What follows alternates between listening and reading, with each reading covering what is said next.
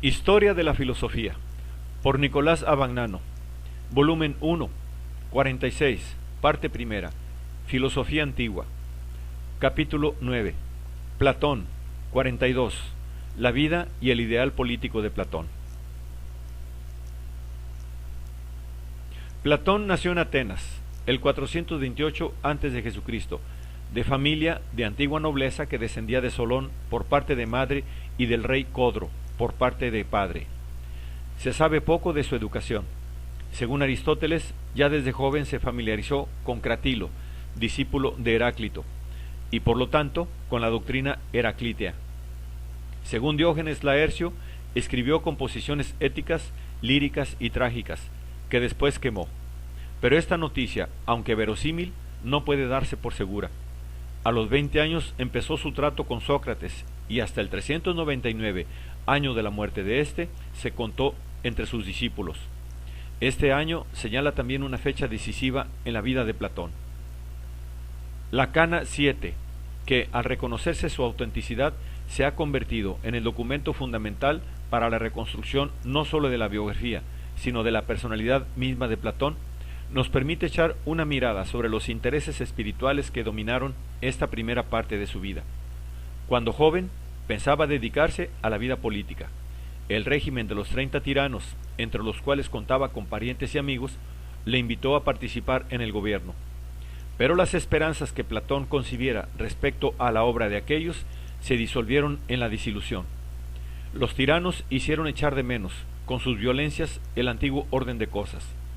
Entre otros hechos, mandaron a Sócrates que fuera con otros a casa de un ciudadano para matarle, y ello para complicar a Sócrates, de grado o por fuerza, en su política. Después de la caída de los 30, la restauración de la democracia incitó a Platón a la vida política. Pero entonces aconteció el hecho decisivo que le asqueó para siempre de la política de su tiempo, el proceso y la condena de Sócrates. Desde aquel momento, Platón no cesó de meditar sobre el modo cómo sería posible mejorar la condición de la vida política y la entera constitución del Estado, pero difirió su intervención activa para un momento oportuno. Se dio cuenta entonces que dicha mejora sólo podría efectuarse mediante la filosofía.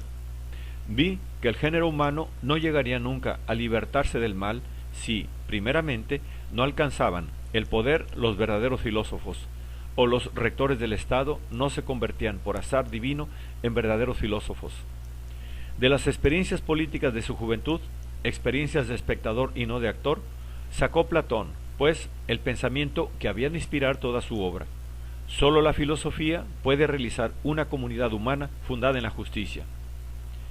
Después de la muerte de Sócrates, marchó a Megara, junto a Euclides, y más tarde, por lo que dicen sus biógrafos, se fue a Egipto y a Cirene.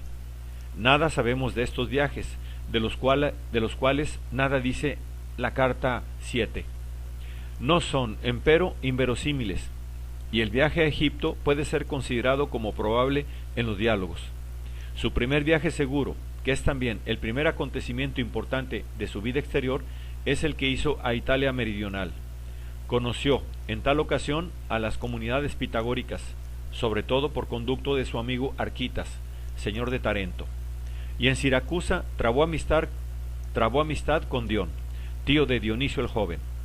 Se dice que Dioniso el viejo, tirano de Siracusa, temeroso de los proyectos de reforma política expuestos por Platón, le hizo vender como esclavo en el mercado de Egina. No sabemos si la responsabilidad del hecho corresponde realmente a Dionisio. Había guerra entre Atenas y Egina, duró hasta el 387, y un accidente de tal cariz podía producirse fácilmente. Cierta es, eso sí, la venta de Platón como esclavo y su rescate gracias a Aniceris de Cirene. La tradición relaciona con tal hecho la fundación de la academia, para la cual se empleó el dinero del rescate, dinero que fue rechazado cuando se supo de quién se trataba. Nada se sabe de cierto a este propósito, pero se puede decir que, al regresar Platón a Atenas, aquella comunidad de libre educación que Platón acariciaba en su mente obtuvo forma jurídica, y siguiendo el modelo de las comunidades pitagóricas, se constituyó en asociación religiosa. Esta era, por otra parte, la única forma que podía legalmente adoptar en Grecia una sociedad cultural. Se trataba de una forma que no excluía ningún género de actividad, ni siquiera profana o recreativa. Cuando Dionisio el joven sucedió a su padre en el trono de Siracusa, 367 a.C., Dion llamó a Platón para dar su consejo y su ayuda en la realización de la reforma política que había sido siempre su ideal. Después de algunas vacilaciones, Platón se decidió. No quería aparecer ante sí mismo como hombre de pura teoría, ni quería abandonar ante el eventual peligro a su amigo y compañero Dion. Marchó, pues, a Siracusa. Pero aquí la posición de Dion era débil. Chocó con Dionisio, que le desterró. Platón permaneció allí algún tiempo en calidad de huésped de Dionisio y procuró iniciarle e impulsarle hacia la investigación filosófica tal como él la concebía.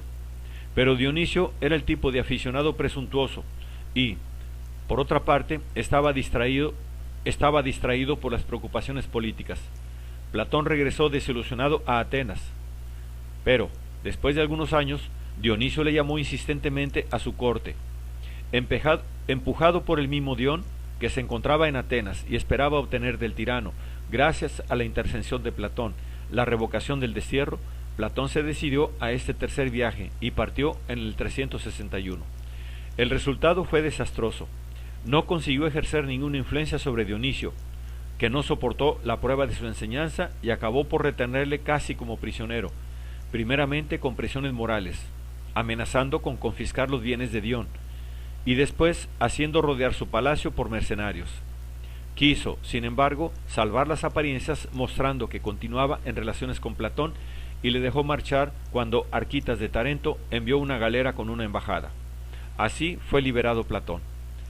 Poco después, Dion consiguió expulsar a Dionisio, pero cayó en desgracia del pueblo y fue asesinado en la conjura promovida por el ateniense Calipo. Este escribió una carta oficial a Atenas, y Platón contestó con la carta 7, dirigida a los amigos de Dion, en la cual expone y justifica los intereses fundamentales para los cuales había vivido. Desde entonces, Platón hubo de residir en Atenas, dedicado únicamente a la enseñanza. Por la carta 7 sabemos que sus ideas políticas consiguieron en otra ocasión éxito más feliz. Dos eminentes ciudadanos de Cepis, Erasto y Coriseo, discípulos de Platón, fueron solicitados por Hermias, tirano de Atarneo, en la Misia, para que elaborasen una constitución que diera una forma más suave a su gobierno.